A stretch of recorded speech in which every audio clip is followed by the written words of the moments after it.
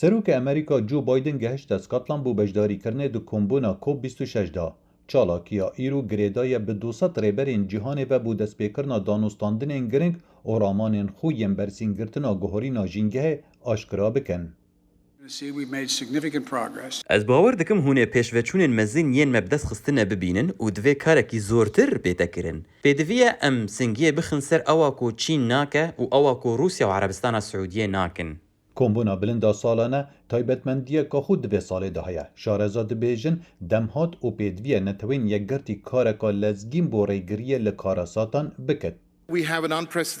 از نظام اجنده دانوستندنین ما وک وقت نبویه لی از باورم سیستما جیهانی شیانین بجه کرنه هنه و دوی بجه ببه.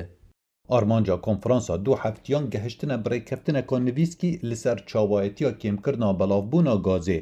Ewa ji komarî derkevit û berhevkirina diravî bo vê yekê. Divêt em pêşveçûna li vêrê li Glasgow bikin.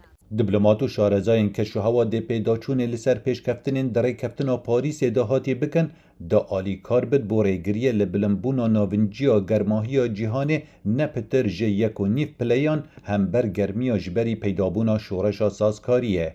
Şorovekaniya netewên êgertî dibêjit heta ku em armancên niha jî bi dest bêxîn lê hişta pila germiya erdê bi 2.7 pileyan heta dumahiya vê sedsaliyê dê bilind bit.